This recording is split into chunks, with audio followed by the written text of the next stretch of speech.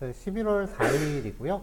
우리 HTML하고 CSS 첫 번째 과목에 대해서 마지막 주입니다. 지난 시간에 우리가 봤었던 속성이 이제 대표적인 게 디스플레이, 그리고 마진도 봤었죠. 그 다음에 플루트, 이런 속성들을 봤었는데, 이 속성들은 어떤 요소를 배치하는 것과 관련된 특성이었어요. 오늘 소개해드릴 속성들도 이 배치 관련된 속성인데, 포지션이라는 속성이에요. 이 포지션에서 이제 파생되는 몇 가지 다른 속성들도 있고요. 이 속성은 이름 그대로 배치 관련된 거긴 한데, 배치 방법을 결정을 해요. 배치 방법이지 실제로 얘가 배치를 하는 건 아니에요. 어떤 식으로 결정을 하냐면은 상대좌표, 절대좌표, 고정좌표, 그리고 유동좌표 방식으로 배치를 합니다. 다른 애들은 현재 자기가 있는 데를 기준으로 해서 뭐 주변 애들을 밀고 땡기고 그러면서 배치를 하는데, 얘는 어딘가에 기준점을 잡아요. 그리고 그 기준점으로부터 그냥 붕 떠서 다녀요. 붕 뜬다라는 게 중요해요. 이따 이제 실제 코드로 보면서 그 부분을 이해를 시켜드리는 게 이 단원의 목적인데, 떠 있습니다.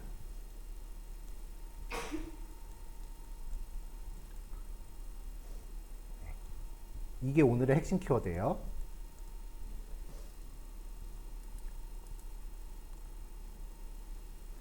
자, 일단 좌표 설정이요. 포지션이 부여된 상태에서 요소의 좌표를 설정할 수 있는데, 그 좌표 설정을 위해서 필요한 값이 레프트, 탑, 라이트, 보톰이에요. 왼쪽, 상단, 오른쪽, 하단이겠죠. 자, 이 레프트, 탑, 라이트, 보톰의 의미는요, 출발 지점이에요.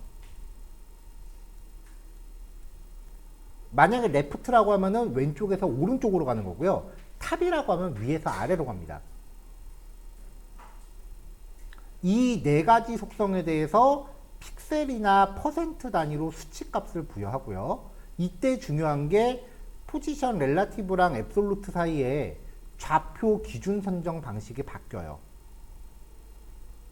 요거를 이제 하나씩 실험을 통해서 살펴보고 어떤 케이스에 사용하게 되는지를 보시면 돼요. 자, 첫 번째 렐라티브는요, 원래 위치를 기준으로 좌표가 설정되어 상대적인 거잖아요. 어떻게 상대적이냐면은 지가 원래 있던 데에서부터 움직여요. 만약에 어떤 태그가 여기 있었다라고 하면 여기서부터 움직이는 거고요. 주변 요소들은 해당 요소가 이동했다는 사실을 모릅니다. 자, 이게 무슨 말인지 이제 코드 좀 열어보죠.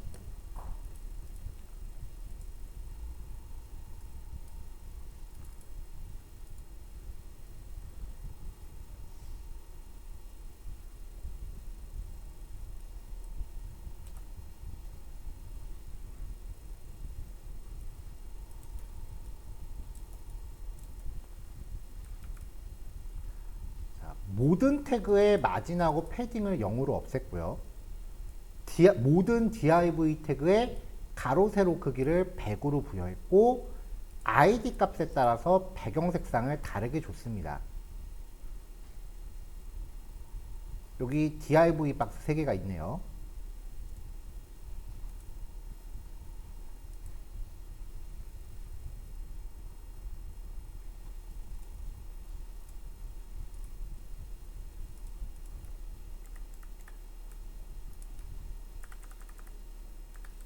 자, 이렇게 지금 div 태그 3개가 사이좋게 쪼로록 있어요. 여기서 이제 박스1한테 포지션 렐라티브를 부여할게요. 이거를 부여한 것만으로는 별다른 변경사항이 눈에 띄질 않습니다. 포지션은 좌표를 설정하는 방법을 주는 거지 실제로 이거 준다고 해서 좌표 값이 생기는 건 아니에요. 이 상태에서 탑 50, 레프트 50을 줍니다. 자, 이걸 부여하게 되면은 얘가 지가 현재 있던 위치를 기준으로 위에서 아래로 50, 왼쪽에서 오른쪽으로 50만큼 이동을 해요. 그러면 이쯤에 이렇게 되겠죠.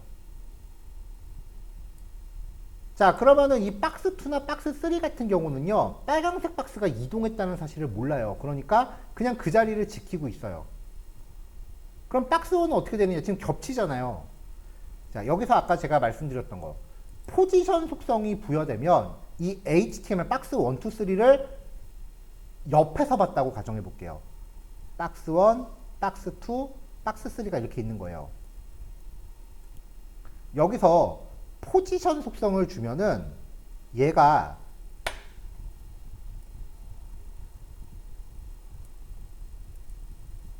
이 박스 1이요.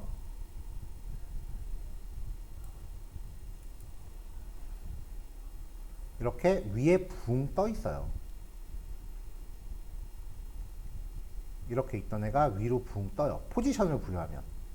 그 상태에서 좌표값을 주면은 이동을 하는 거예요. 그럼 우리는 이렇게 보는 거잖아요. 그러니까 우리 눈에 보기에는 겹쳐 보이게 됩니다.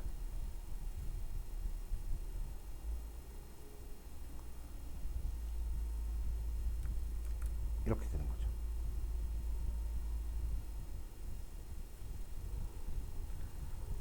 자, 박스2도 같은 방식으로 좌표값을 주고 30에 35로 줄게요. 그럼 얘도 지가 원래 있던 자리를 기준으로 30에 30만큼 이동을 해요.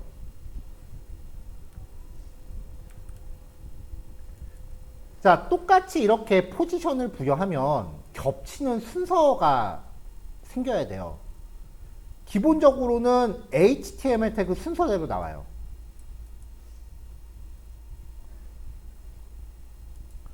근데 이게 웹브라우저가 이렇게 있다라고 하면, 는 보통 여기가 0이고요. 이쪽으로 X, 이쪽으로 Y예요. 플러스 방향이고요. 그러면 여기서 그냥 좌우로만 움직이면 되는데 앞쪽으로 붕 뜬다라고 했으니까 이쪽 방향으로도 생성이 된다는 거죠. 이렇게 그려야 되나? 이쪽 방향으로요. 그러니까 Z축이 생겨요.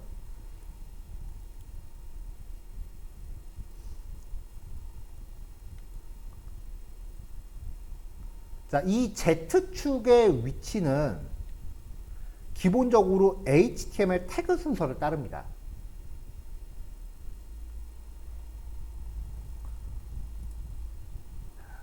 근데 여기에 Zindex라는 값을 부여하면은 이게 Z축의 값이라고 보시면 돼요. 그럼 박스 1이 Zindex를 부여받았으니까 앞으로 나옵니다. 이 Zindex의 기본값이 0이에요. 그러니까 얘는 Zindex가 0인 상태고요. 그거보다 큰 값을 줬으니까 얘가 더 앞으로 나오는 거예요. 이렇게 그 3차원 그래프가 있을 때 박스 2는 여기 있는 거고 박스 3는 한 이쯤 나가 있는 거죠.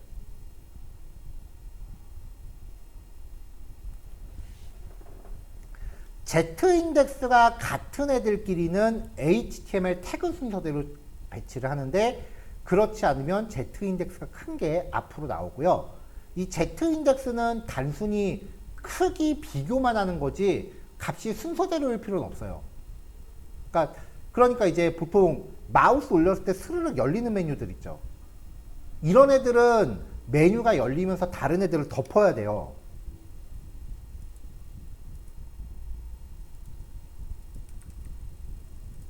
이거 눌렀을 때 이렇게 착 나오는 이 메뉴는 다른 애들보다 무조건 위에 떠 있어야 돼요.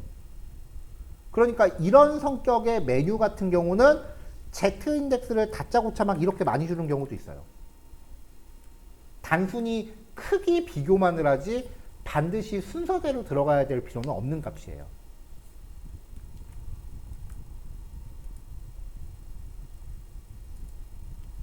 자, 이게 렐라티브고요. 그 다음에 앱솔루트입니다. 앱솔루트는요, 기본적으로는 특별한 처리를 안 하면 브라우저의 끝을 기준으로 좌표가 설정이 돼요. 그리고 주변 요소들은 이 앱솔루트라고 하는 값을 부여받은 애가 처음부터 존재했다는 사실을 몰라요. 그러니까 이렇게 두 개가 있는데 갑자기 얘가 앱솔루트를 부여받았다. 그럼 얘는 없는 애가 되는 거예요.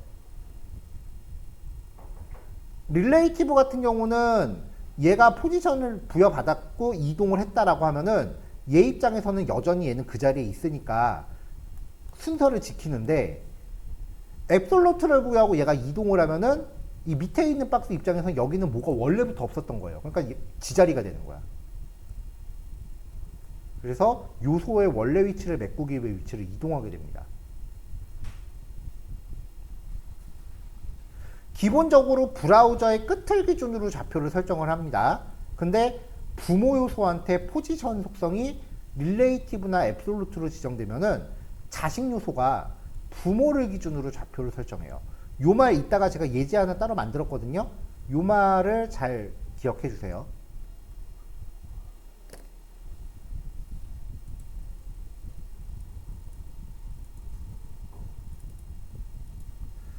자, 두 번째 예제는 같은 예제를 준비했고요.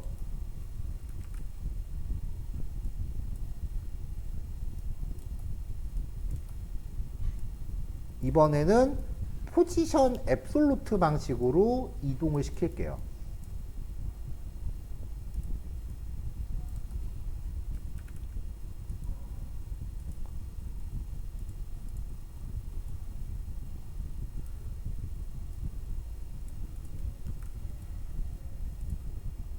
자, 아까랑 동일하게 박스 3개를 준비했습니다. HTML 태그도 동일하고요.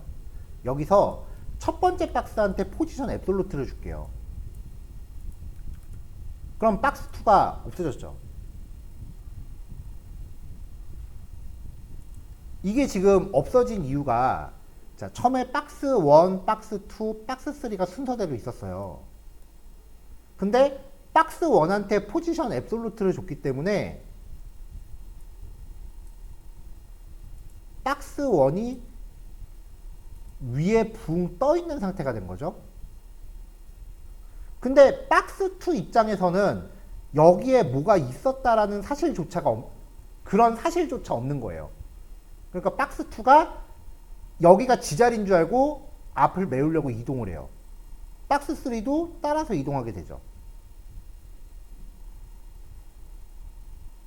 그러니까 박스 1 뒤로 들어가 버리는 일이 생겨요. 그래서 1번, 2번, 박스 3번 이런 상태가 된 거예요, 지금.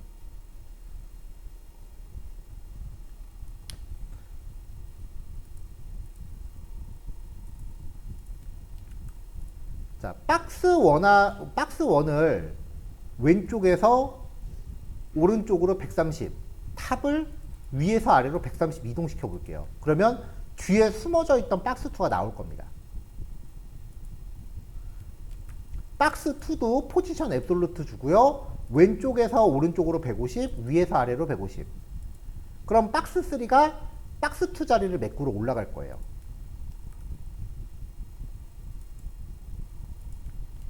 박스 3도 같은 방식으로 이동. 자, 별도로 Z인덱스를 부여하지 않으면 HTML 태그 순서대로 배치된다고 말씀드렸죠. 그래서 박스 2한테 Z인덱스 1. 그럼 현재로서 박스 2가 Z인덱스가 제일 크니까 앞으로 나올 겁니다. 박스 1이 Z인덱스 100. 그러면 박스 1이 앞으로 나오겠죠.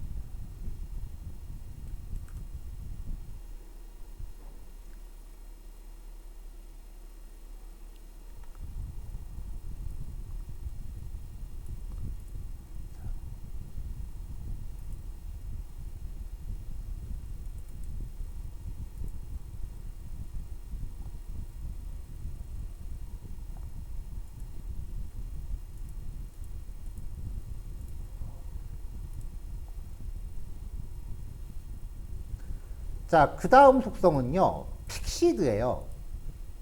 기본적으로는 앱솔루트랑 똑같습니다. 근데 앱솔루트는요, 스크롤이 이렇게 이동을 하면은 같이 올라가요. 근데 픽시드는 이런 거예요. 요렇게 얘한테 이 빨간 박스가 지금 포지션을 픽시드로 준 요소라고 칠게요. 그러면 스크롤이 이동해도 그 자리에 그렇게 고정돼 있어요. 이게 포지션 픽시드예요. 고정 좌표.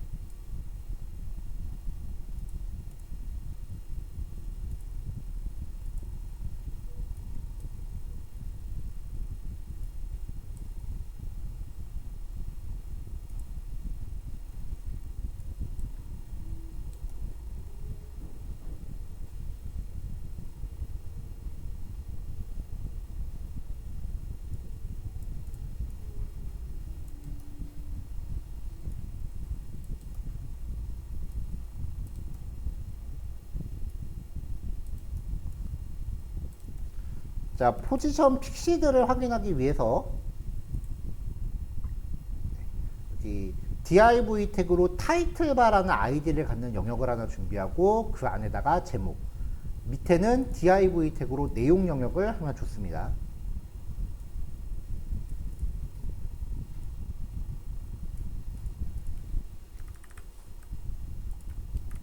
자, 일단 모든 태그의 여백을 다 없앴고요.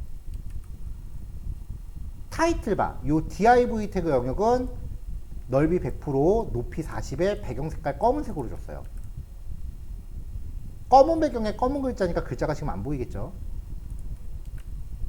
그 원의 h1 태그, 글자 크기 1.2 em, 라인 웨이트 40픽셀.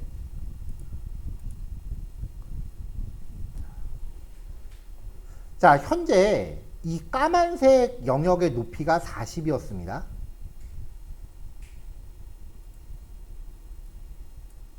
네, 이만큼의 높이가 40픽셀이었어요. 근데 지금 라인 웨이트도 40픽셀이죠.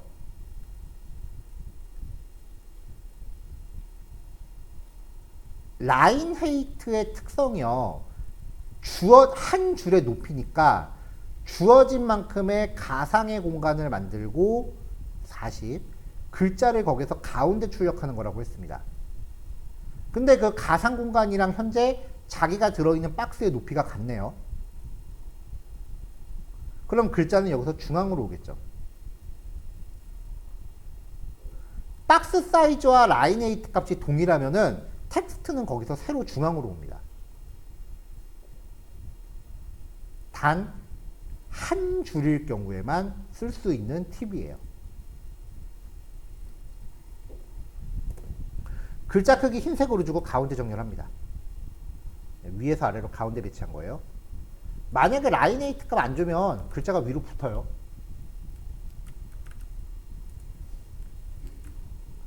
자, 내용 영역은 높이 9960에 배경 색깔 연한 회색으로 줬습니다. 자, 이렇게 스크롤이 되고 있죠.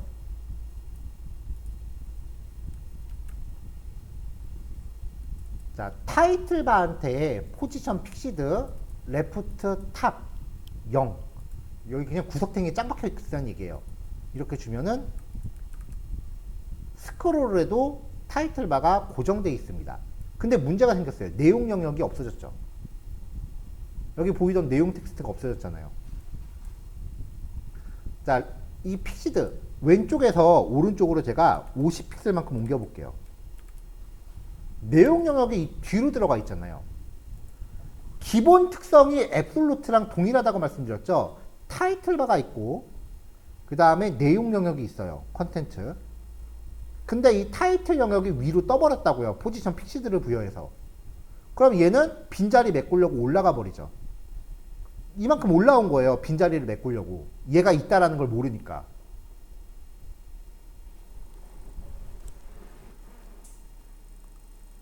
그래서 이 내용 영역을 강제로 이만큼 밑으로 내려줘야 돼요. 어떻게 하느냐?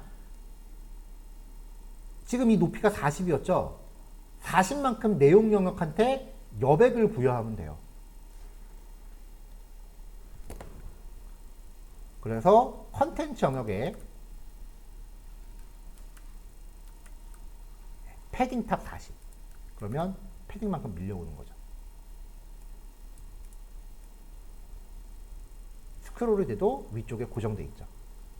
자, 요게 이제 포지션 3대장 스티키라고 하는 건 좀 나중에 생긴 거라서요. 요 세 개가 전통적인 3대장이에요. 기본적인 특성들 소개해 드렸고요. 4번은 이제 좀 확장된 특성. 네, 일단은 요거 세 개 먼저 요번 글씨에 정리하시고 3시까지 정리하시고요. 그 다음에 10분 쉬었다가 3시 10분에 이어서 하겠습니다.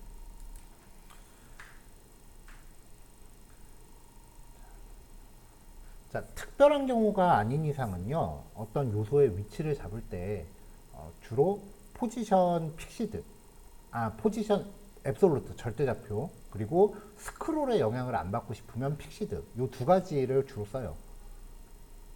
근데 포지션 앱솔루트를 사용할 때 고려하셔야 되는 한 가지 제약 조건이 있어요.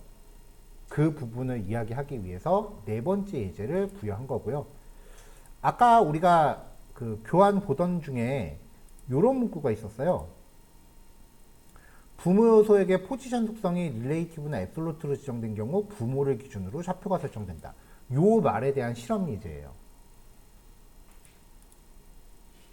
요 픽시드는 뭐 같이 봤죠. 자, div 태그를요 2개를 중첩을 해놨고요. 그 다음에 안쪽에 차일드 그리고 아래쪽에 헬로월드라고 하나 놨습니다.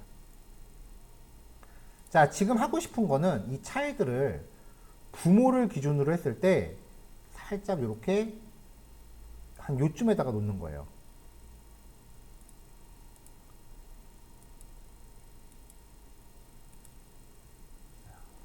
요쯤에다가 이제 배치를 하는 겁니다. 뭐 배치를 하기 위해서 마진 속성을 쓸 수도 있고 여러 가지 방법이 있지만 지금은 포지션 속성을 한번 써볼 거예요.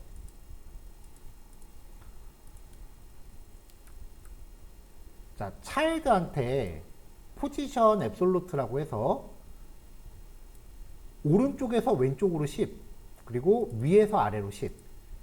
기본적으로 앱솔루트는 브라우저 끝을 기준으로 한다고 했잖아요. 그래서 이 정도 주면은 이렇게 붙어요. 근데 여기서 문제가 브라우저 창 끝을 기준으로 한다는 거예요. 패런트는 넓이가 500이고 마진이니까 가운데 정렬이고요. 제가 브라우저 창을 넓히면 핑크 박스는 여전히 화면 중앙에 머무를 거고 초록색 박스는 브라우저 끝에 계속 붙어 있을 거예요. 기준점이 브라우저 끝이니까. 그러니까 이렇게 되는 거죠.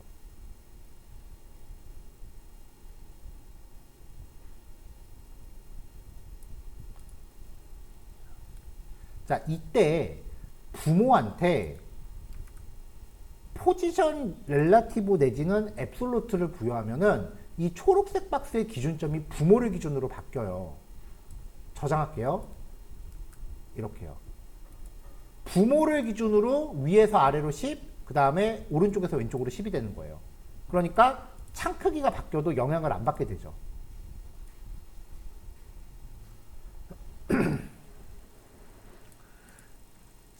부모가 포지션 앱솔루트나 렐라티브 둘 중에 하나를 가지면은 자식은 포지션 앱솔루트를 부여할 때 부모를 기준점으로 삼게 됩니다. 이게 제일 큰 특징인데 여기서 만약에 부모가 포지션 앱솔루트를 갖는다. 그러면 여기 밑에 있는 애가 얘가 존재한다는 걸 모른다 그랬잖아요. 그럼 얘가 갑자기 위로 확 올라와 버려요. 이렇게요. 위치도 막 못 잡고 난리가 나요. 헬로월드는 이 귀로 이미 가려진 상태예요. 단순히 그냥 기준점을 역할을 부여하고 싶어서 포지션을 주는 거면은 주변이 일그러지면 안 되잖아요. 그래서 렐라티브를 주는 거죠. 얘를 주면은 주변 요소가 얘가 어떤 변화가 발생했다라는 걸 인지하지 못하기 때문에 자기 자리를 그대로 지키고 있거든요. 그래서 거의 공식이에요. 어떤 요소의 위치를 포지션으로 잡아줄 거다 라고 하면은 부모한테 무조건 포지션 렐라티브를 주고 시작하세요.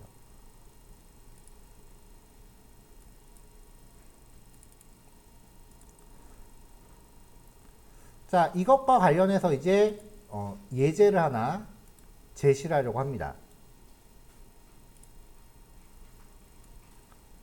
자, 이렇게 생긴 예제예요. 예제 난이도가 높아질 거를 고려해서 뭐 말줄임 처리는 따로 안 넣었고요. 여기 말줄임 처리는 따로 안 넣고 그냥 스크롤 되게끔 했고요. 자, 이런 식으로 이제 투라인 리스트입니다. 일단은 전체가 목록으로 구성되어 있으니까 목록 정의 태그는 일단 당연히 들어가요.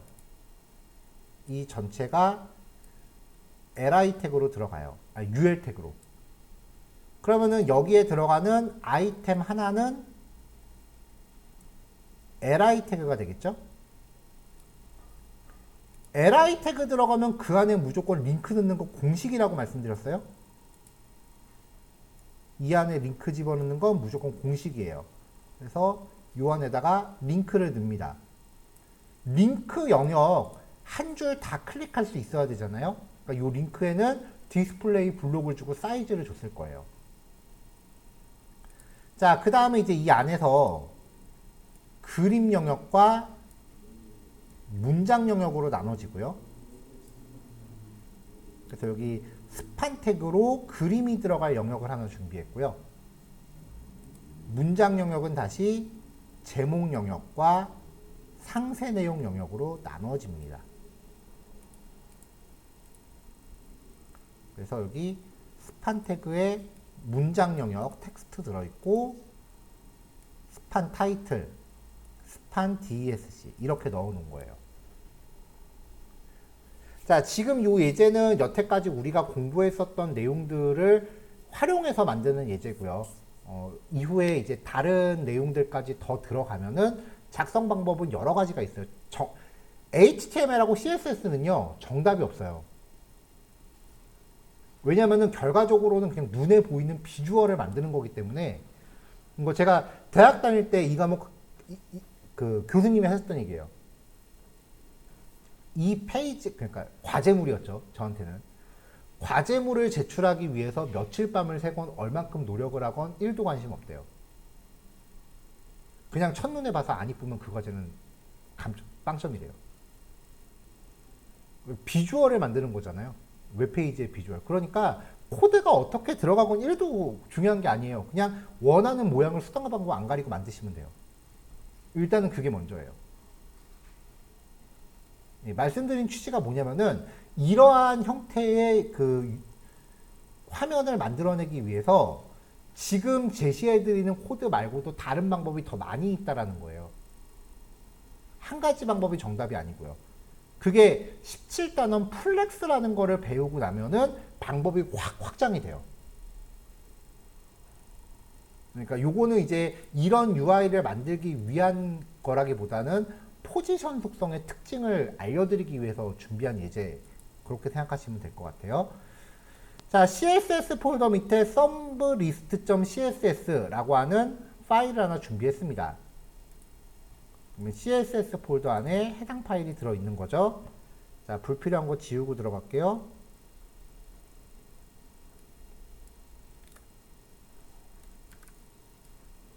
자, 단계별로 봐야 되니까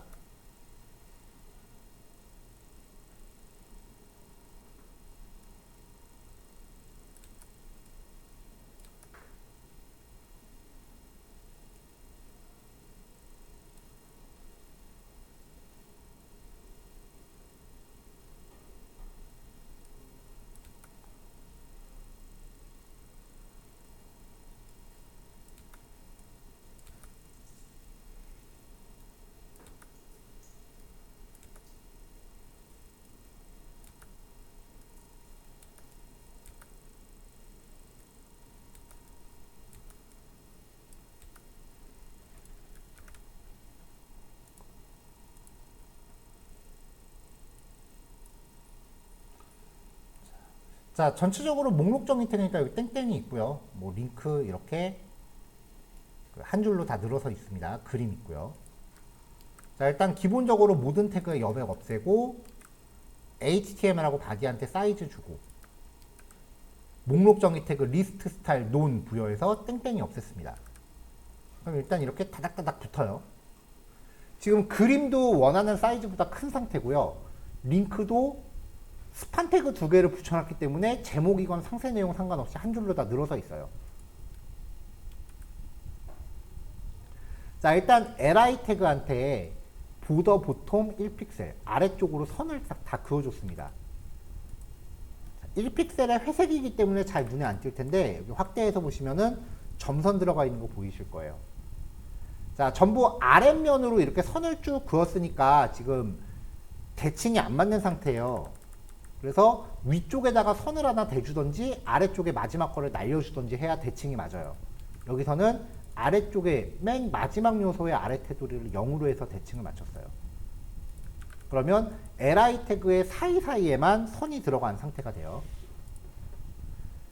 자, 한 줄을 다 클릭하고 싶은데 글자 위랑 그림 위 말고는 클릭이 안 되는 상태입니다. 그러면 링크한테 사이즈를 부여해야 되는데 링크한테 사이즈 부여하려면 일단 디스플레이 블록부터 걸어줘야 되죠. 왜냐면 링크는 인라인 요소니까요. 자, 넓이 가득 채우고 패딩, 글자 색깔, 밑줄 뺍니다. 높이는 자기가 차지하는 영역, 그 내용만큼만 높이를 갖겠죠. 디스플레이 블록을 바꾸면은 높이는 내용만큼만 형성된다가 기본 특성이었어요. 자, 그럼 이렇게 한 줄을 온전하게 클릭할 수 있게 되는 거죠. 그림이 들어가는 스판 태그는요, 80에 80으로 주고요, 디스플레이 블록을 줍니다. 일단 블록을 주면 스판 태그니까 다 한 줄로 나열되어 있는데 디스플레이 블록을 주면은 그림이 들어있는 이 스판 태그예요. 그럼 얘가 특성이 박스처럼 생기니까 문단을 구성하겠죠. 문단을 구성하니까 텍스트가 밑으로 내려와요. 그 상태에서 사이즈를 80에 80. 그러면 그림이 80보다 크거든요. 그럼 주어진 사이즈를 삐져나갑니다. 80에 80은 이 정도의 영역인 거예요. 자, 그림이 삐져나가면 안 되니까 그림의 사이즈를 부모 안에서 100% 100%. 그러면 자기를 감싸는 이 썸브라는 영역 안에 딱 맞게 바뀔 겁니다.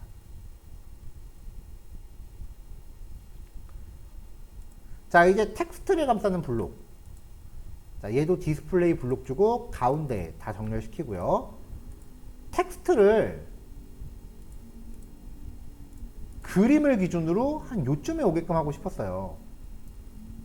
그래서 여기서 여기까지 거리를 측정하고 요만큼의 거리를 측정을 해서 이 모든 텍스트 블록들을 왼쪽에서 오른쪽으로 100, 위에서 아래로 27 이렇게 측정을 했는데 지금 이렇게 부여하면은 이 모든 텍스트 블록들이 브라우저 끝을 기준으로 좌표를 삼는다고요.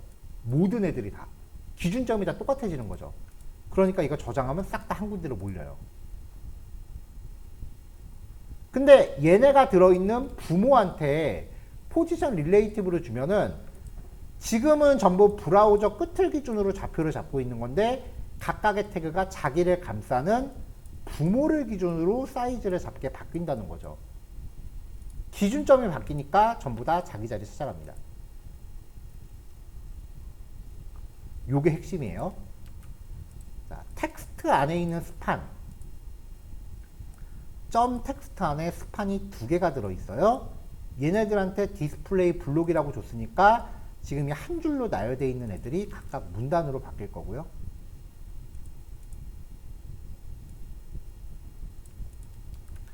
자, 여기서 지금 텍스트 말줄임 처리를 넣긴 했는데 지금 요 예제에서는 작동을 안 합니다. 요거는 일부러 그 예제가 더 복잡해질 것 같아서 더 이상 잡지를 않았고요. 그러니까 요거는 무시하셔도 돼요. 타이틀 영역 글자 2개, 컨텐츠 영역은 글자 0.8em 좀 더 작게 되겠죠. 라인에이터 150 이렇게 해서 마무리를 했어요.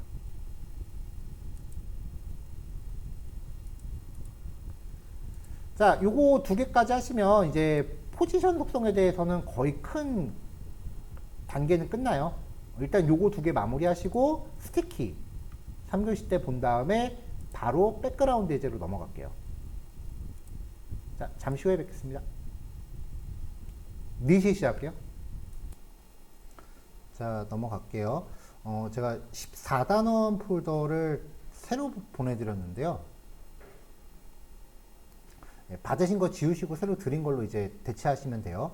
앞에서 우리가 봤었던 5번 예제까지는 동일하고요. 기존의 6번 예제를 7번으로 바꾸고 6번 예제를 새로 하나 만들어서 넣었어요.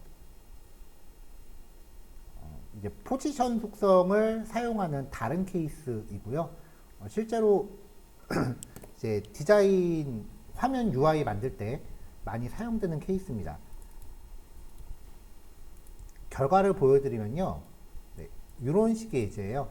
일단 영상이 하나 올라가 있고요. 이 영상 위에 텍스트가 이렇게 떠 있는 예제인 거죠. 보통 이제 동영상 백그라운드라고 표현을 하는 겁니다. 근데 이게 실제로는 동영상을 백그라운드로 넣을 수 있는 게 아니고요. 동영상 위에 포지션 속성을 넣어서 다른 항목을 위에 띄운 거예요. 그래서 요거에 대한 사용 케이스를 먼저 한번 더 살펴볼게요. 자, 예제 파일 2개만 소개해드리고 단원이 끝나기 때문에 요번 교시는 조금 짧게 운영하겠습니다.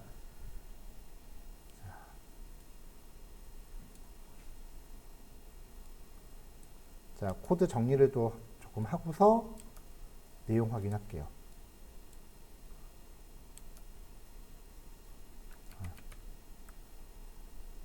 차례대로 지우면 되겠네요.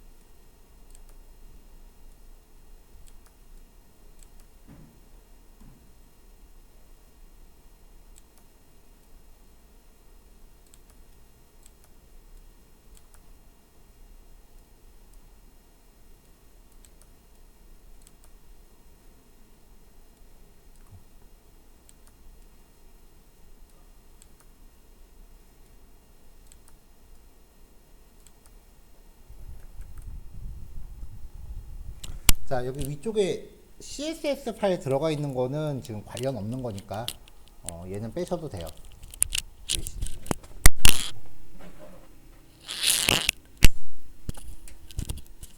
잠시만요. 마이크가 좀 떨어져 갖고요. 요 예제가 이제 자바스크립트에서도 비슷한 요 예제가 한번 업그레이드가 돼서 나와요. 자바스크립트에서 진행되는 예제는 조금 이따 한번 더 따로 보여드릴게요. 자, 비디오 박스라고 하는 큰 태그 안에 동영상 파일을 하나 놨고요. 그 밑에 비디오 오버레이, 동영상 위에 띄워놓을 대상을 놓고 뭐 텍스트를 좀 넣어놨습니다. 자, 그냥 이렇게 나오는 태그예요. 자, 요 스타일리스트는 별 상관없는 거예요. 일단은 모든 컨텐츠의 그 박스 사이징을 보더 박스로 잡아줬고요. 여백 없앴고, 요 비디오 박스 영역은 일단 영역은 좀 봐야 되니까 배경 색깔 주고 포지션 릴레이티브 미리 줘놨어요. 넓이 100%, 높이를 720으로 줬습니다. 요만한 박스가 하나 구성이 된 거죠. 요 구성 안에 영상을 가득 채울 거예요. 자, 포지션 릴레이티브가 2번 중복으로 들어갔어요. 비디오 박스 안에 있는 비디오를 넓이 100%, 높이 100%로 줄게요. 저장합니다. 네. 그러면 동영상 사이즈가 커져도요. 동영상 사이즈가 커져도 이 비디오 재생 영역만 커지지 영상 프레임 자체가 커지진 않아요. 그 다음에 지금 박스 안에 비디오 태그가 가득 채우게끔 100%로 설정이 되어 있으니까 텍스트는 밖으로 밀려났어요. 삐져나간 거죠. 자, 일단 영상부터 해결할게요. 우리 이미지 태그에 오브젝트 핏이라는 속성 쓴 적이 있어요. 이 오브젝트 핏이라고 하는 게 이 안에서 커버라고 하면 일단 넓이를 우선적으로 맞춰요. 이만한 영역에 요만한 동영상이 들어있는데 일단 넓이를 맞춰요. 그럼 넓이를 맞추면은 영상이 이렇게 커질 거 아니에요. 넓이를 맞추면. 그러면 삐져나가는 데를 잘라요. 이게 오브젝트 핏이에요. 예전에 이미지 소개해 드릴 때도 한번 나왔었어요. 그러면 영상이 이렇게 맞춰집니다. 조그만 영상을 강제로 늘렸기 때문에 프레임 자글자글해지는 건 어쩔 수 없어요. 픽셀 자글자글해지는 건요. 그렇다고 영상 해상도 자체를 너무 큰 거를 준비하면은 로딩 시간이 오래 걸리고요. 이거는 약간의 딜레마예요.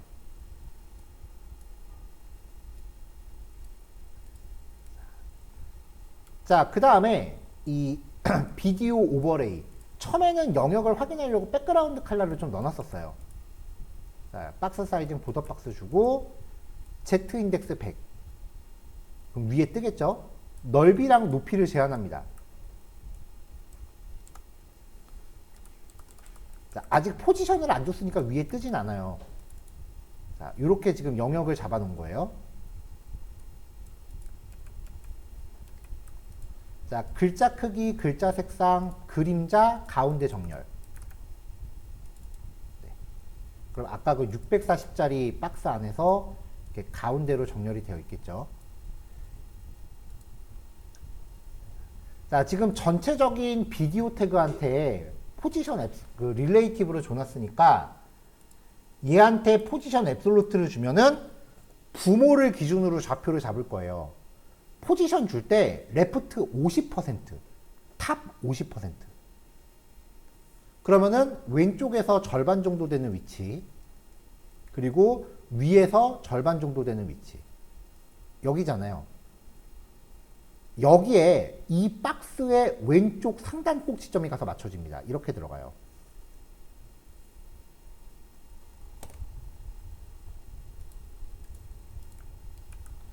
자, 일단 테두리 하나 주고 앱솔루트 준 다음에 50%, 50%를 줘요. 그러면 이렇게 왼쪽 상단 꼭지점에 이렇게 맞춰지는 거죠.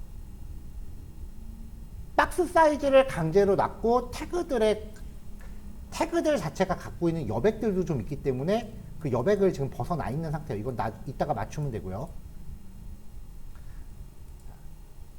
자, 포지션을 50%로 줘서 이렇게 했을 때 얘네를 가운데 놓으려면요. 전제 조건이 이 대상 요소의 사이즈가 고정값으로 픽스가 돼 있어야 돼요. 자, 여기서 얘를 가운데로 옮기려면 전체 넓이의 반만큼 왼쪽으로 당겨요. 그리고 전체 높이의 절반만큼 위쪽으로 당기면 돼요. 그래서 위드스 헤이트의 절반만큼 마진을 써요.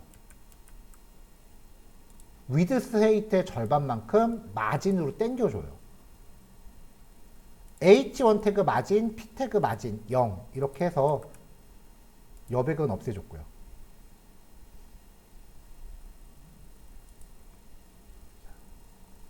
자, 아까 처음에 그 포지션 속성을 50%로 줘서 이렇게 배치되어 있었죠. 이 상태에서 넓이의 절반만큼 마진 레프트를 주는 거예요. 마이너스 값으로. 마진 레프트를 주면은 이렇게 이 바깥에 여백이 생기니까 이만큼 얘가 밀려나야 되는데 레프트를 주면 당겨졌었잖아요. 우리 전에 마진 속성 이렇게 했을 때 마진 레프트 마이너스 값으로 줬을 때 얘가 화면 밖으로 나갔죠. 그러니까 마진 레프트에 마이너스 값을 주면은 반대 방향으로 움직인다요. 그래서 넓이의 절반만큼 마진 레프트를 줍니다. 그럼 절반만큼 당겨지는 거죠. 높이도 마찬가지고요. 이렇게 해서 화면 중앙 배치가 가능해요.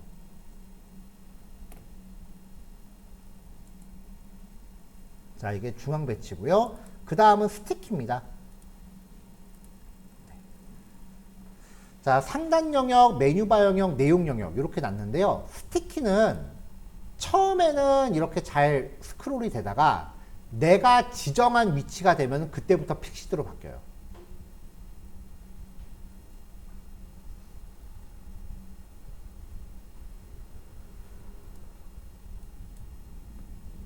모바일 UI 만들 때 이런 애들이 좀 많죠. 예제는 최대한 단순하게 만들었어요. 자, 상단 영역, 메뉴바 영역, 내용 영역 이렇게 3단으로 일단 구성을 했습니다.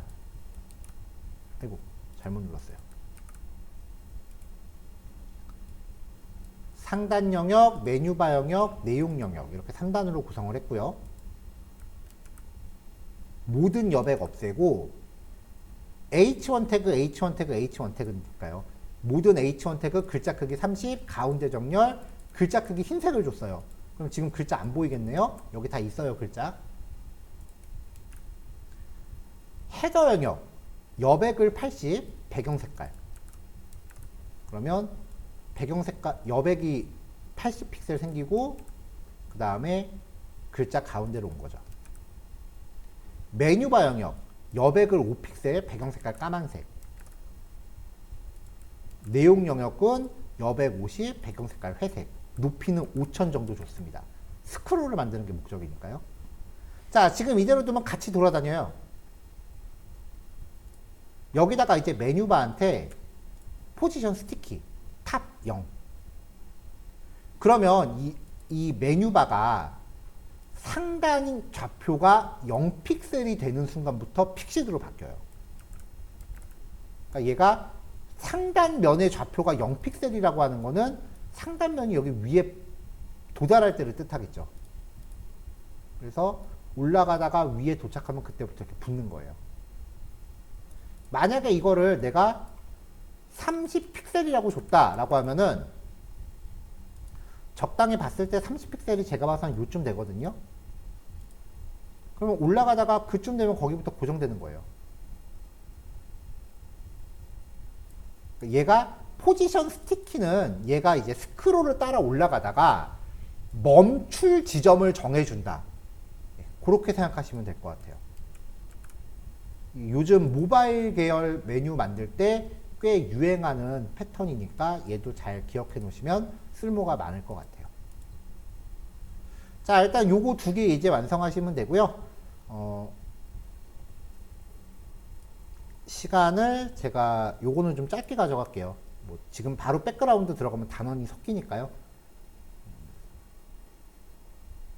네, 45분에 시작하겠습니다.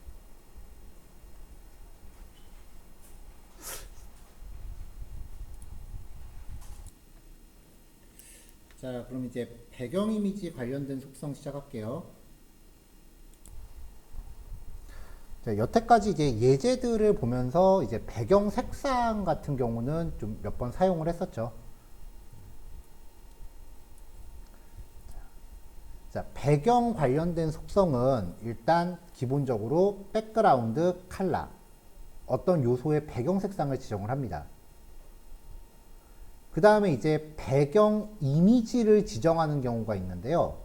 요 밑에 속성들은 전부 배경 이미지와 관련된 애들이에요. 백그라운드 이미지, 말 그대로 배경에 그림을 걸어요. URL 하고서 괄호 열고 배경 이미지의 파일 경로를 지정합니다. 만약에 CSS를 HTML 파일 안에서 직접 작성을 하면은 일반적으로 img 태그에서 그림 경로 지정할 때랑 똑같아요. 근데 외부 CSS 파일에서 백그라운드 이미지를 지정하면은 파일 경로가 HTML 기준이 아니라 CSS 파일 기준이에요. 가령 예를 들어서 a.html이 있고요. img라는 폴더 안에 a.png가 있고요. css라고 하는 폴더 안에 뭐 k.css라는 파일이 있다. 그러면은 CSS를 HTML에서 직접 작성을 하면 img 폴더 안에 a.png니까 img/a.png가 돼요. 근데 만약에 내가 CSS 파일을 별도로 뺐단 말이죠. 이렇게 해서 이 CSS 파일을 HTML에다 링크를 걸어서 쓰고 있는 중이다 라고 하면은 배경 이미지 경로 지정할 땐 CSS 기준이 돼요. 그러니까 위로 한 칸 올라가야 돼요. 점점슬래시에 img 안으로 들어가서 img 밑에 a.png가 됩니다. 기준 파일이 CSS 파일이다라는 거. CSS 코드 기준으로 기준을 정한다라는 거 체크하시고요.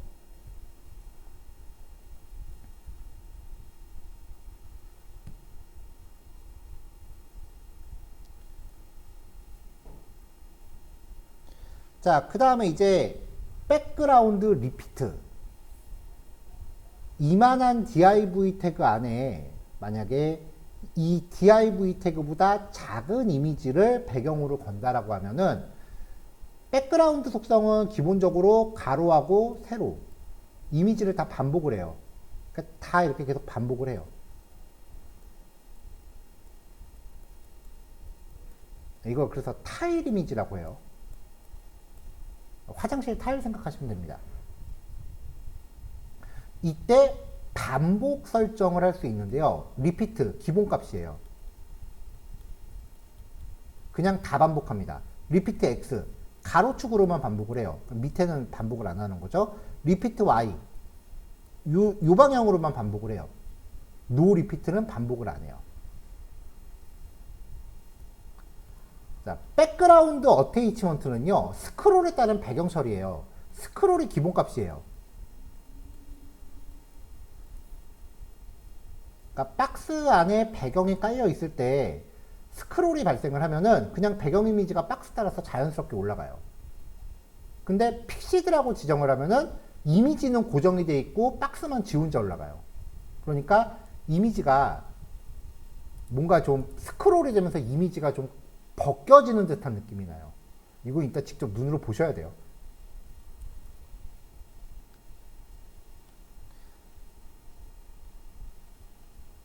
자, 백그라운드 포지션은요, 박스가 있을 때 기본적으로 배경이 왼쪽 상단부터 시작하는데, 라이트라고 주면은 오른쪽에서 시작하고, 보톰이라고 주면 밑에서 시작하고요. 두 개 묶어서 가로축에 대한 시작 위치와 세로축에 대한 시작 위치를 공백으로 구별하시면 되고요. 가운데 놓고 싶으실 땐 센터예요. 그러니까 레프트 센터라고 하면은 왼쪽에서 세로 중앙으로 오는 거죠. 센터만 가운데 오겠죠. 여기서부터 이제 타일을 쌓아가기 시작하는 거예요. 픽셀 값 같은 경우는 이제 무조건 왼쪽 상단 기준으로 몇 픽셀 떨어져서 시작해라 라는 걸 지정하는 건데, 요거는 이따가 따로 예제를 준비를 했어요. 자, 백그라운드 사이즈 가로축 크기, 세로축 크기를 공백으로 구별합니다. 박스가 이만한데 배경 이미지가 원본 사이즈가 이만하다라고 하면은 이거를 뭐 강제로 몇 픽셀로 늘려라, 아니면 100% 채워라. 여기서도 커버와 컨테인이 있어요.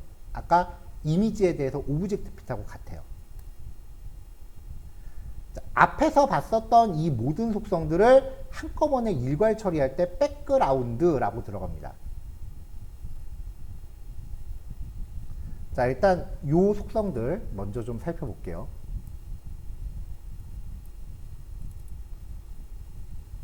바디 태그 안에 그냥 다짜고짜 배경 이미지를 깔았습니다.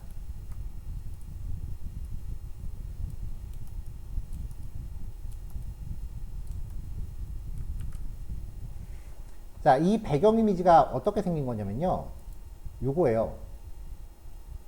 눈에 잘 안 보이죠? 빨강색에서 검은색으로 반복되는 가로 1픽셀짜리 이미지입니다. 1픽셀이라고 하는 거는 컴퓨터가 표현할 수 있는 가장 작은 수치예요. 자, 이렇게 해놓고 가동하면 가로로 반복되고 세로로 반복돼요. 이게 가로로 반복되고 세로로 반복돼요. 그러니까 이렇게 나올 거예요. 가로로 반복, 세로로 반복.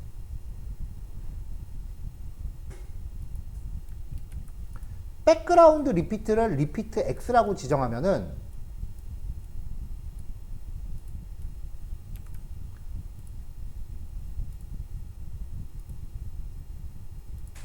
리피트 X라고 지정하면은 가로축으로만 반복하니까 세로 반복은 없어집니다.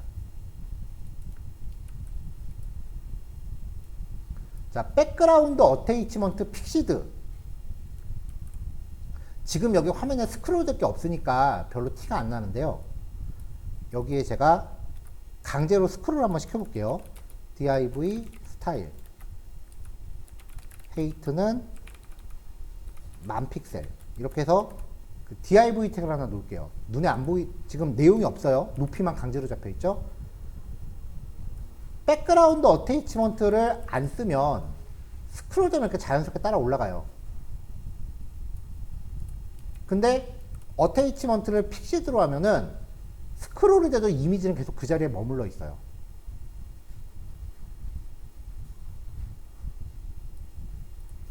요거를 잘 쓰면은 요즘 유행하는 좀 세련된 효과가 나와요. 그것도 별도로 예제 준비했어요. 자, 백그라운드 포지션 라이트 탑, 오른쪽 상단. 근데 이거는 지금 1픽셀짜리 이미지를 계속 반복하고 있으니까 왼쪽에서 시작해서 반복하건 오른쪽에서 시작해서 반복하건 차이는 없어요.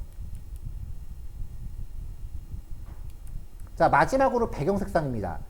배경 색상을 지금 까만색으로 줬거든요. 이렇게요.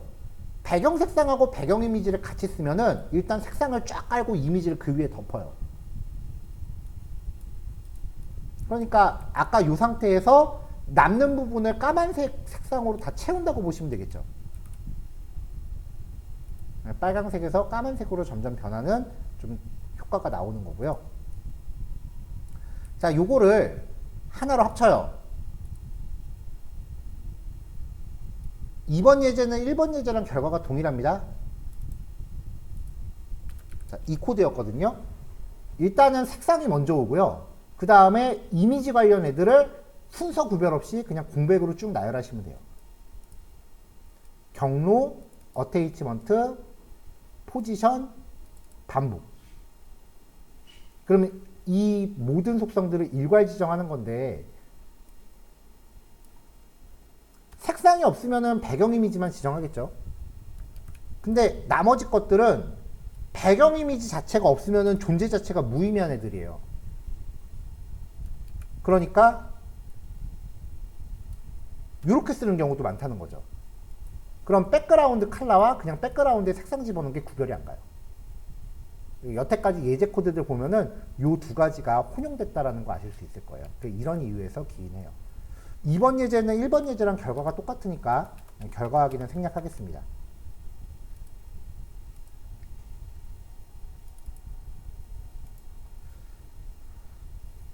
자, 그 다음에 이제 백그라운드 사이즈예요.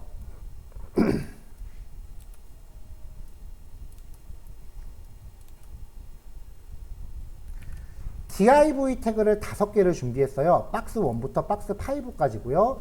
그 안에 h2 태그로 적당히 사이즈 놨습니다. 그 텍스트 넣습니다. 넓이가 90%니까 지금 브라우저 넓이를 계속해서 알아서 쫓아다닐 거예요.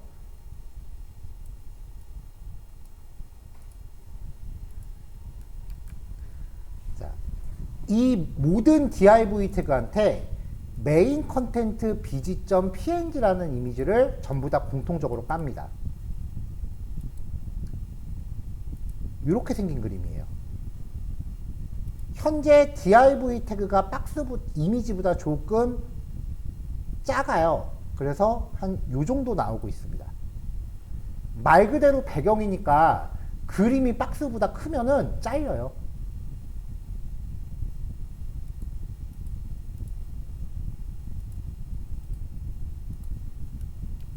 자, 여기서 첫 번째 박스는 비교를 위해서 기준으로 놔두고요. 두 번째 박스한테 백그라운드 사이즈를 100% 100%. 그러니까 배경 이미지의 크기를 무조건 박스에 맞추는 겁니다. 딱 맞게요. 자, 두 번째는 50픽셀 50픽셀. 가로 세로 50픽셀짜리로 강제로 맞추는 거고요. 백그라운드 리피트가 따로 설정이 안 됐어요. 그럼 기본값은 타일 이미지예요. 이렇게 반복되는 거죠. 백그라운드 커버. 일단은 넓이를 맞추고 높이는 비율에 따라 자릅니다. 근데 맞출 때 박스의 왼쪽 상단과 이미지의 왼쪽 상단을 중간으로 맞추기 때문에 그림은 아래쪽에 잘려요. 이때 백그라운드 포지션을 센터로 맞춰주면은 그림의 중앙과 박스의 중앙을 맞춰요. 그러면 잘리는 게 좀 더 중앙에 몰리게 되는 거죠. 그럼 해상도가 바뀌었을 때 일단은 넓이를 맞추고 높이는 비율대로 설정한 다음에 자르는 거니까 이렇게 좀 그림이 확대되는 듯한 느낌 받으실 수 있고요. 백그라운드 사이즈 컨테이는 높이를 먼저 맞춰요. 높이를 먼저 맞추고 넓이는 비율에 따라서 조절을 해요. 근데 여기서도 지금 백그라운드 리피트가 있으니까 그만큼 반복이 되겠죠.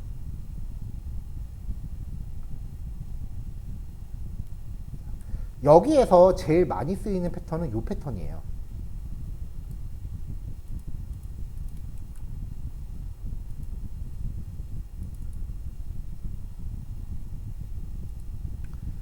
자, 이번에는 이제 백그라운드 어테이치먼트 속성 좀 볼게요.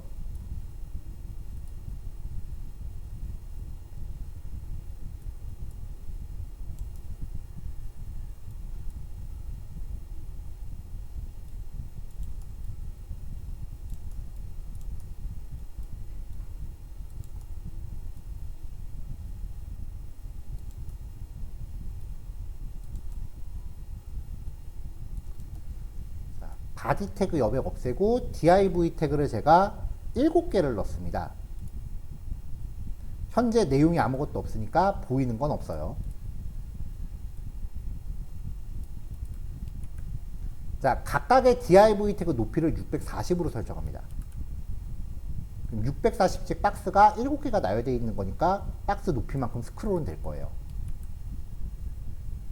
섹션에 2의 배수 번째 거, 둘, 넷, 여섯, 여기까지죠? 배경 색깔을 회색으로 줍니다. 그러면 하나 건너 하나 회색으로 된 거죠. 자, 나머지 항목들은요, 배경 이미지를 각각 다른 이미지로 걸어줍니다. 이렇게요. 요 이미지들이 컴퓨터 배경화면에 쓰이는 그림들이에요. 좀 커요, 그래서.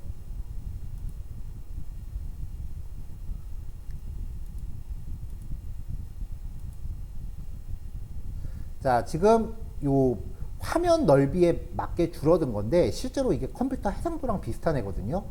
그러니까 박스에 보여줄 때 요 왼쪽 상단에 맞춰져서 박스 크기만큼만 보이는 거죠. 지금 한 요만큼밖에 안 보이네요.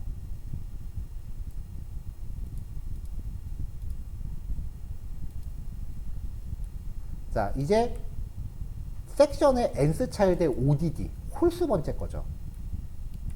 일단 백그라운드 포지션을 센터로 맞춰요. 그러면 그림의 중점과 박스의 중점을 맞춘다 그랬죠? 가운데 맞춰진 거예요. 넓을 때 이렇게. 이 상태에서 백그라운드 사이즈 커버라고 하면은 아까 원본 이미지 다시 한번 볼게요. 자, 높이로 보면은 한 요만큼밖에 안 나오고 있잖아요, 지금.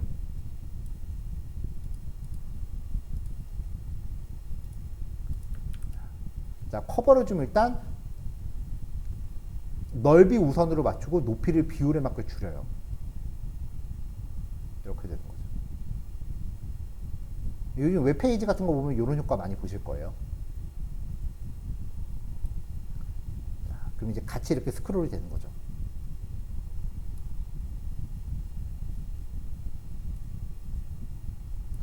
자, 지금 스크롤이 같이 올라가죠. 그림이 스크롤 따라 올라가죠. 자, 일단 반복 없앴고요. 이게 핵심이에요. 백그라운드 어테이치먼트 픽시드. 그러면 박스는 스크롤이 되는데 그림은 여기 버텨요.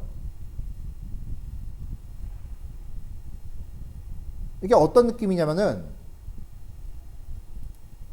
이게 그림으로 표현이 안 되네요. 자, 지금 제 앞에 손바닥이 박스고 뒤에 손바닥이 배경이에요. 이렇게 있는데 기본적으로는 스크롤 시키면 같이 올라가요. 근데 어테이치먼트를 픽시드로 걸면은 박스는 올라가는데 그림은 여기 버티는 거죠. 그럼 그림이 여기 그대로 보이는 이게 아니에요. 왜냐면 얘는 그 박스의 배경이니까 버티는데 박스의 영역을 벗어나면 그 부분은 안 보이게 돼요. 여기 밑에 부분은. 직접 보세요.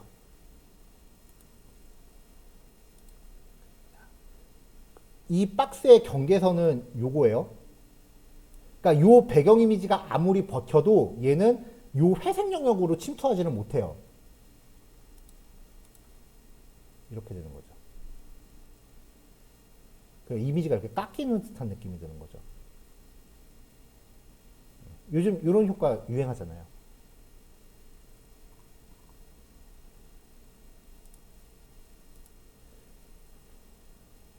자, 일단 요거까지 한번 할까요? 5시 반에 예제 한 2개 정도만 더 소개해드리고 마무리할게요. 오늘 백그라운드까지 끝내려고 했는데 내일 좀 빠듯하겠네요. 자, 넘어갈게요. 요번에 마지막으로 소개해드릴 부분은요. 요 이미지에 텍스트가 포함된 경우에요.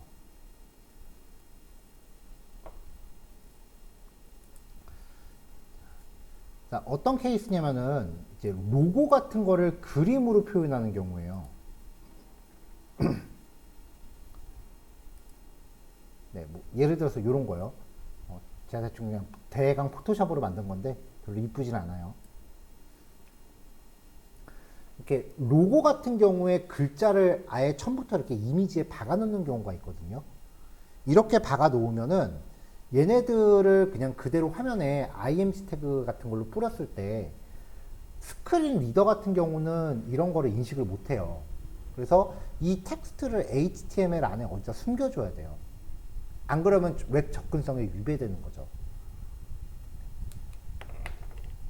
그래서 이런 거를 작업할 때 원본 텍스트를 HTML 안에 명시하고 이미지는 그 안에 배경으로 설정을 해요. 그 다음에 예전에 기억나실지 모르겠는데 텍스트 인덴트라 그래서 들여쓰기 속성이 있었어요. 이걸 마이너스 값으로 주면 글자가 밖으로 나갔거든요. 이걸 사용해서 화면에서 멀리 떨어지게 설정을 합니다. 자, 이 과정을 한번 해볼 거예요.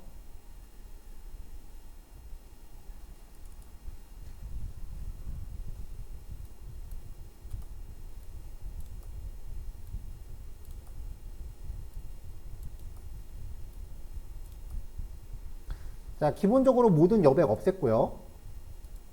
그 다음에 div 태그에 서브 타이틀이나 아이디를 놓고 여기에 텍스트를 넣어놨습니다. 이렇게 해서 실행을 하면 일단 이렇게 나와요. 여기다가 먼저 서브 타이틀은 가로 가득 채우고 높이를 160으로 줬는데 이게 배경 이미지 아까 보셨던 그 그림에 맞춘 값이에요. 그리고 여기다가 일단 1차적으로 배경 이미지를 깝니다. 가로축으로 반복이요. 이게 어떤 이미지냐면은 이렇게 생긴 거예요. 하늘색으로 시작해서 흰색으로 끝나요. 그러면 가로축 이렇게 반복이 되겠죠.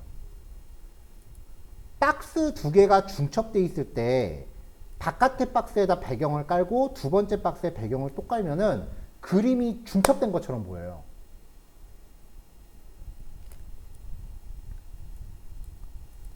자, 이렇게 박스가 있는데 여기에다가 일단 배경을 쫙 까는 거죠.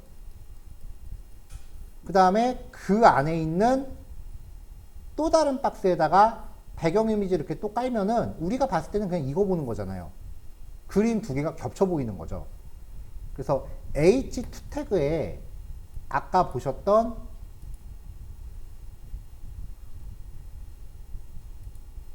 요 그림을 깔 거예요. 요게 요 위에 덧대지는 거죠.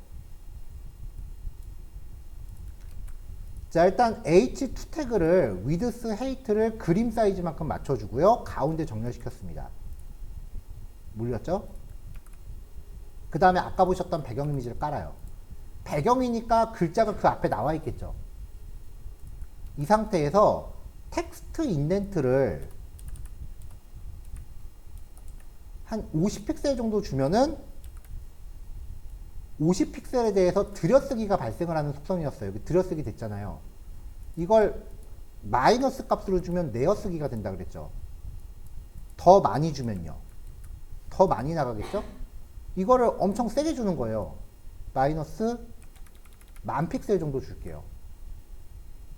현재 모니터의 상도가 10,000픽셀 넘어가는 건 없어요. 그러면 화면 밖으로 나가는 거죠. 하지만 코드상에 텍스트는 있습니다. 그러니까 스크린 리더는 이걸 읽어갈 수 있어요.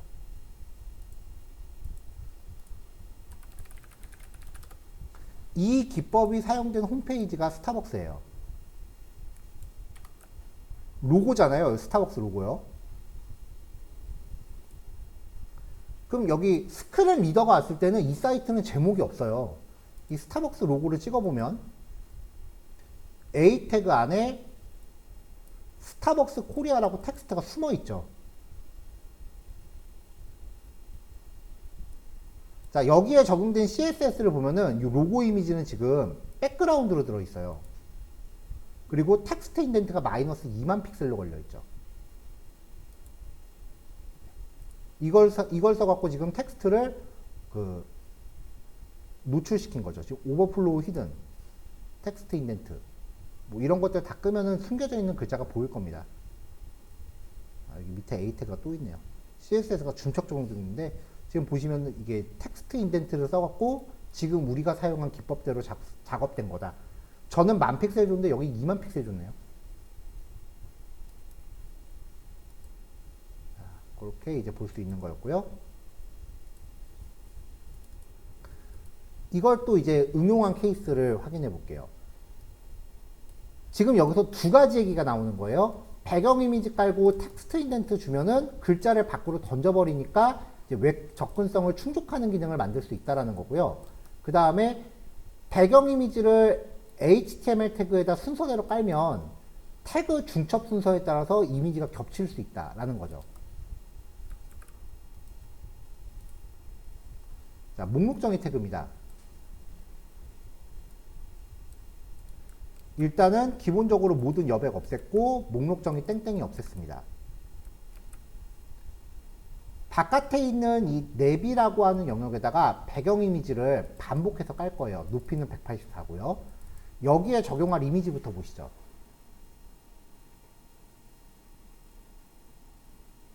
자, 일단 메인은 요거예요. 요게 나오게끔 하려는 게 목적이에요. 최종 결과치를 보면은 이렇게 생긴 걸 만들려는 거예요. 오른쪽에 화살표, 이것도 오른쪽에 박혀 있고 메뉴 쫙 이렇게 돼 있죠.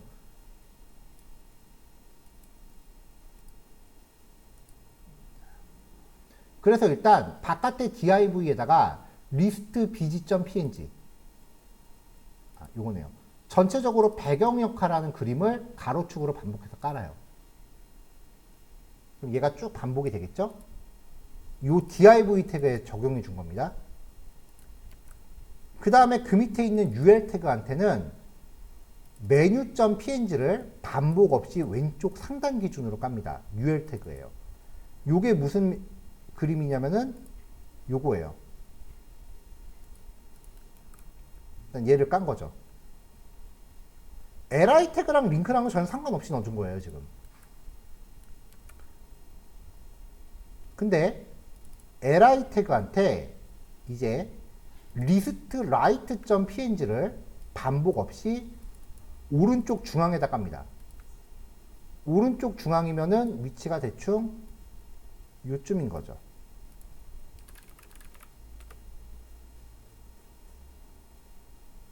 근데 이게 지금 li 태그에다 깐 거니까 li 태그 4개가 다 이걸 적용받을 거고요.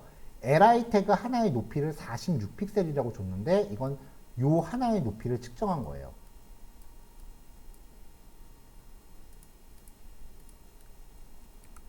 자, 그럼 이렇게 쪼로록 들어왔죠. 자, 지금 li 태그 하나의 영역이 이만큼이 됐는데 문제는 링크에 대해서는 아직 어떤 작업도 안 했기 때문에 클릭할 수 있는 건 여전히 글자 위에요. 자, 이제 a 태그한테 디스플레이 블록 사이즈 주려면 일단 디스플레이 속성부터 바꿔야죠. 가로축 가득 채우고 높이 45입니다.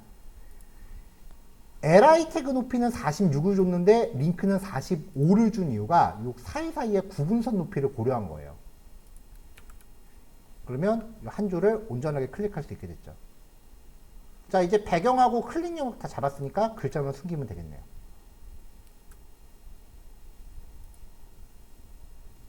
자, 모든 메뉴를 이렇게 작업할 수는 없지만 이런 식으로 그림을 곁들이는 이유가요.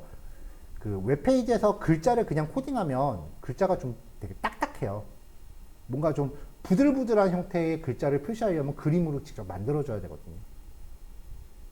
근데 요 작업 스타일은 다소 좀 올드한 스타일이지 요즘은 글자를 이렇게 그림으로 안 만들고 그냥 직접 쓰는 편이 더 많으니까 백그라운드 속성에 대한 그 특성을 이해하는 용도로만 기억하시면 될 것 같아요. 자, 마지막 예제입니다. 다음 예제는 지금 보신 요 메뉴랑 구현 과정이 그 결과물이 똑같습니다. 우리 예전에 그 텍스트 섀도우에 대해서 봤었죠. 그때 그림자 속성을 여러 겹을 콤마로 나열하면은 그림자가 층층이 쌓였거든요. 백그라운드도 마찬가지예요. 아까보다 HTML 태그가 굉장히 단순화됐죠. 메뉴니까 nav 태그 안에다 넣고 링크만 쪼르륵 걸었어요. 이렇게 나오죠.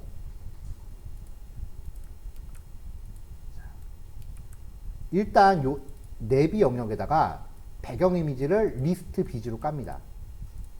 아까 그거고요. 일단은 링크부터 잡아야겠네요.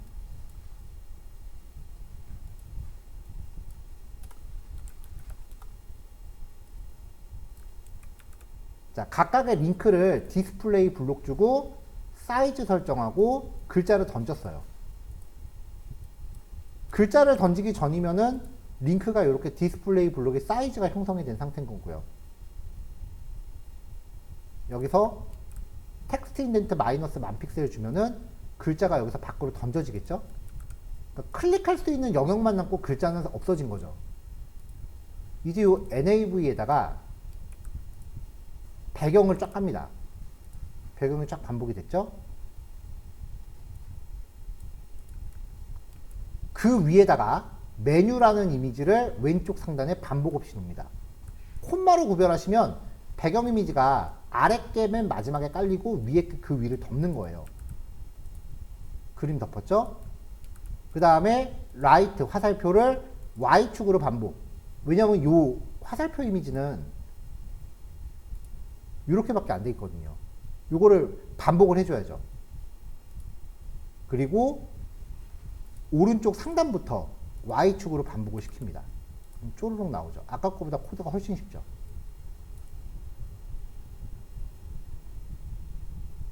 자, 이렇게 해도 같은 결과물을 만들 수 있어요. 자, 여기까지 해서 이제 백그라운드에 대한 기본 특성들이고요. 오늘은 여기까지 진행할게요. 내일 배경을 사용한 이미지 클리핑이라는 특성 소개해드리고, 그라디언트 색상 표기하는 방법, 그 다음에 CSS 효과, 그리고 마지막으로 플렉스까지 갑니다. 봐서는 18단원은 한 주 조금 미뤄야 될 것 같긴 하네요. 자, 어쨌건 뭐 이렇게 해서 슬슬 마무리 단계로 접어들게요. 자, 이 코드 나머지 정리하시면 되고요. 뭐 정리 다 되시거나 아니면 따로 정리하실 거면은 이제 각자 판단하셔서 자리 정리하시면 될 것 같아요. 네, 녹화 끄겠습니다.